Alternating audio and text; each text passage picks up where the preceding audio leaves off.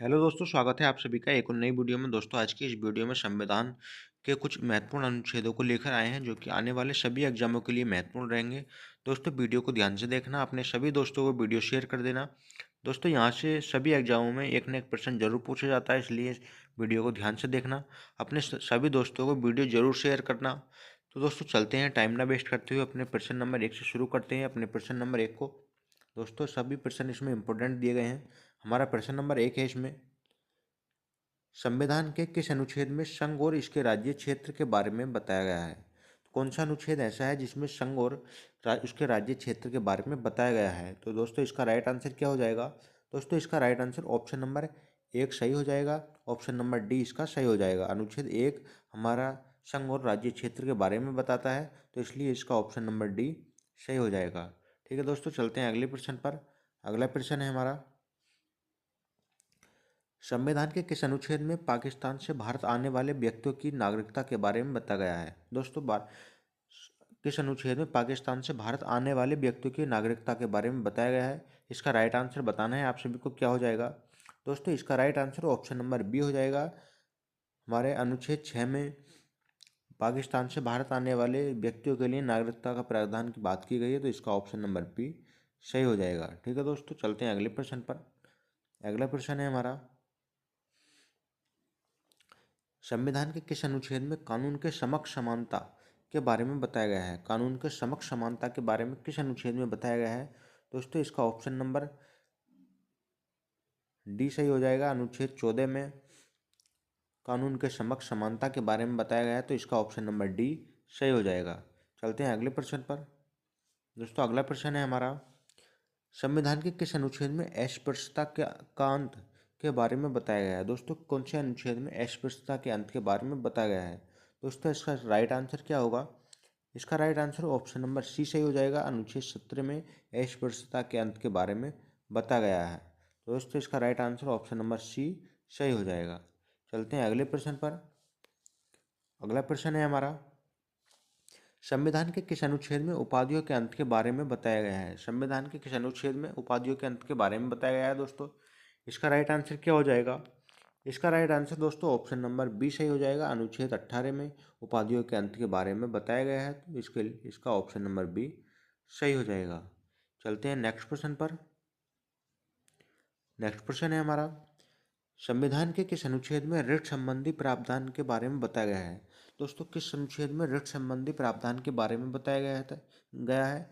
इसका right answer क्या हो जाएगा दोस्तों? दोस्तों, इसका right answer option number C सही हो जाएगा। अनुच्छेद 32 में ऋण संबंधी प्रावधानों के बारे में बात की गई है, तो इसलिए इसका ऑप्शन नंबर सी सही हो जाएगा। चलते हैं नेक्स्ट प्रश्न पर। नेक्स्ट प्रश्न है हमारा, संविधान के किस अनुच्छेद में ग्राम पंचायतों के गठन का प्रावधान के बारे में बताया गया है? संविधान के किस अनुच्छेद में दोस्तों ग्राम पंचायत के गठन के बारे में बताया गया है? इसका राइट आंसर क्या हो जाएगा? दोस्तों, इसका right answer option number C सही हो जाएगा। अनुच्छेद 40 में ग्राम पंचायतों के गठन की बात की गई है, तो इसका ऑप्शन नंबर सी सही हो जाएगा। अगले प्रश्न पर चलते हैं। अगला प्रश्न है हमारा, संविधान के किस अनुच्छेद में समान नागरिक संहिता लागू करने का प्रावधान के बारे में बताया गया है? दोस्तों, किस अनुच्छेद में समान नागरिक संहिता लागू करने का प्रावधान किया गया है? दोस्तों, इसका राइट आंसर क्या हो जाएगा? इसका right answer option number A सही हो जाएगा। अनुच्छेद 44 में समान नागरिक संहिता लागू करने का प्रावधान किया गया है। चलते हैं नेक्स्ट प्रश्न पर। हमारा अगला प्रश्न है, संविधान के किस अनुच्छेद में कार्यपालिका और न्यायपालिका के कार्य विभाजन के बारे में बताया गया है? दोस्तों, किस अनुच्छेद में कार्यपालिका और न्यायपालिका के कार्य विभाजन के बारे में बताया गया है? दोस्तों, इसका राइट आंसर क्या हो जाएगा? दोस्तों, इसका right answer option number C सही हो जाएगा। अनुच्छेद 50 में कार्यपालिका और न्यायपालिका के कार्य विभाजन के बारे में बताया गया है। दोस्तों, बात की जाए अनुच्छेद 44 की, तो इसमें समान सिविल संहिता की बात की गई है, और बात की जाए अनुच्छेद 108 की, तो इसमें संयुक्त बैठक की बात की गई है। बात की जाए अनुच्छेद 117 की, तो इसमें वित्त विधेयक की बात की गई है। ठीक है दोस्तों, तो उसका ऑप्शन नंबर सी इसका सही हो जाएगा। चलते हैं अगले प्रश्न पर। अगला प्रश्न है हमारा, संविधान के किस अनुच्छेद में भारत के राष्ट्रपति का उल्लेख किया गया है? संविधान के किस अनुच्छेद में दोस्तों भारत के राष्ट्रपति का उल्लेख किया गया है? दोस्तों इसका right answer option number A सही हो जाएगा। अनुच्छेद 52 में भारत के राष्ट्रपति का उल्लेख किया गया है, तो इसका ऑप्शन नंबर ए सही हो जाएगा। चलते हैं नेक्स्ट प्रश्न पर। नेक्स्ट प्रश्न है हमारा, संविधान के किस अनुच्छेद में संघ की कार्यपालिका संबंधित शक्तियों के राष्ट्रपति में निहित होंगी। दोस्तों संविधान के किस अनुच्छेद में संघ की कार्यपालिका शक्तियां संबंधित शक्तियां राष्ट्रपति में निहित होंगी, ये किस अनुच्छेद में क्या प्रावधान किया गया है। दोस्तों इसका राइट आंसर क्या हो जाएगा। इसका right answer option number C सही हो जाएगा। अनुच्छेद 53 में राष्ट्रपति की कार्यपालिका शक्तियों के बारे में बात की गई है। चलते हैं अगले प्रश्न पर। नेक्स्ट प्रश्न है हमारा, संविधान के किस अनुच्छेद में राष्ट्रपति के निर्वाचन मंडल के बारे में बताया गया है। दोस्तों राष्ट्रपति के निर्वाचन मंडल के बारे में किस अनुच्छेद में बताया गया है, इसका राइट आंसर बताना है आप सभी को। दोस्तों इसका right answer option number C सही हो जाएगा। अनुच्छेद 54 में राष्ट्रपति के निर्वाचन मंडल की बात की गई है, इसका ऑप्शन नंबर सी सही हो जाएगा। चलते हैं अगले प्रश्न पर। दोस्तों हमारा अगला प्रश्न है, संविधान के किस अनुच्छेद में राष्ट्रपति के कार्यकाल का उल्लेख किया गया है। दोस्तों राष्ट्रपति के कार्यकाल का उल्लेख किस अनुच्छेद में किया गया है, तो दोस्तों इसका right answer option number B सही हो जाएगा। अनुच्छेद 56 में राष्ट्रपति के कार्यकाल का उल्लेख किया गया है। चलते हैं अगले प्रश्न पर। अगला प्रश्न है हमारा, संविधान के किस अनुच्छेद में राष्ट्रपति पर महाभियोग संबंधित प्रावधान के बारे में बताया गया है। दोस्तों राष्ट्रपति के महाभियोग का प्रावधान किस अनुच्छेद में किया गया है, बताना है। ऑप्शन नंबर इसका बी दोस्तों सही हो जाएगा। अनुच्छेद 61 में राष्ट्रपति पर महाभियोग के बारे में बताया गया है, तो इसका ऑप्शन नंबर बी सही हो जाएगा। चलते हैं अगले प्रश्न पर। अगला प्रश्न है हमारा, संविधान के किस अनुच्छेद के तहत भारत के उपराष्ट्रपति राज्यसभा का पदेन सभापति होगा। दोस्तों किस अनुच्छेद के तहत भारत का उपराष्ट्रपति राज्यसभा का पदेन सभापति होता है। दोस्तों इसका राइट आंसर क्या हो जाएगा। इसका right answer option number B सही हो जाएगा। अनुच्छेद 64 के तहत भारत का उपराष्ट्रपति राज्यसभा का पदेन सभापति होता है। चलते हैं अगले प्रश्न पर। अगला प्रश्न है हमारा, संविधान के किस अनुच्छेद में आपातकाल के दौरान भाग 3 पर निलंबन के बारे में बताया गया है। भाग 3 पर निलंबन के बारे में किस अनुच्छेद में बताया गया है। दोस्तों इसका राइट आंसर क्या हो जाएगा। इसका right answer option number C सही हो जाएगा। 359 में आपातकाल के दौरान निलंबन के बारे में बताया गया है, इसका अनुच्छेद 359 सही हो जाएगा। चलते हैं अगले प्रश्न पर। अगला प्रश्न है हमारा, संविधान के किस अनुच्छेद में सर्वोच्च न्यायालय की स्थापना और गठन के बारे में बताया गया है। दोस्तों सर्वोच्च न्यायालय की स्थापना और गठन के बारे में किस अनुच्छेद में बताया गया है। दोस्तों इसका राइट आंसर क्या हो जाएगा। तो दोस्तों इसका right answer option number B सही हो जाएगा। अनुच्छेद 124 में सर्वोच्च न्यायालय की स्थापना के बारे में बताया गया है। अगले प्रश्न पर चलते हैं।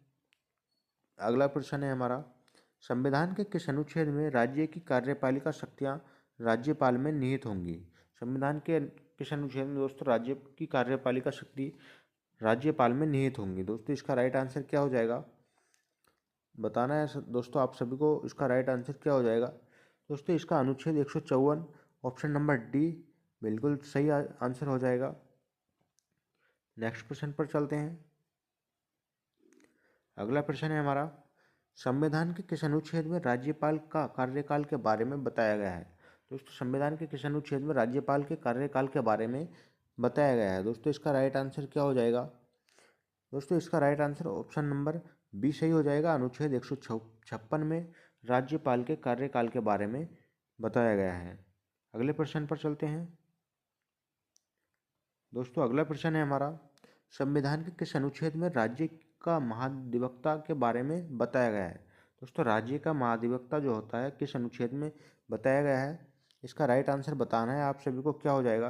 दोस्तों इसका right answer option number D हो जाएगा। अनुच्छेद 165 में राज्य के महाधिवक्ता के बारे में बात की गई है। चलते हैं नेक्स्ट प्रश्न पर। हमारा अगला प्रश्न है, संविधान के किस अनुच्छेद में राज्यों के लिए उच्च न्यायालय का प्रावधान के बारे में बताया गया है। दोस्तों राज्यों के लिए उच्च न्यायालय का प्रावधान किस अनुच्छेद में किया गया है, इसका राइट आंसर क्या हो जाएगा। दोस्तों इसका right answer option number C सही हो जाएगा। अनुच्छेद 214 में राज्यों के लिए उच्च न्यायालय का प्रावधान किया गया है। अनुच्छेद 214 इसका सही आंसर हो जाएगा दोस्तों, ध्यान रखेंगे। चलते हैं नेक्स्ट क्वेश्चन पर। नेक्स्ट क्वेश्चन है हमारा, संविधान के किस अनुच्छेद में विधान परिषद का सभापति और उपसभापति के बारे में बताया गया है? तो इसका राइट आंसर क्या हो जाएगा दोस्तों?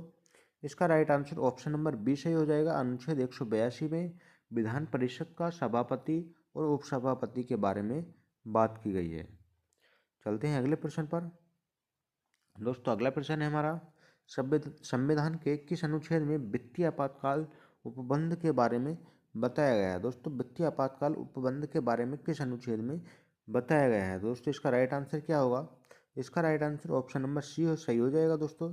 360 में वित्तीय आपातकाल की बात की गई है। चलते हैं अगले प्रश्न पर। अगला प्रश्न है दोस्तों हमारा, संविधान के किस अनुच्छेद में संविधान संशोधन का प्रावधान के बारे में बताया गया है? दोस्तों संविधान संशोधन किस अनुच्छेद के प्रावधान के बारे में बताता है? इसका राइट आंसर क्या हो जाएगा दोस्तों?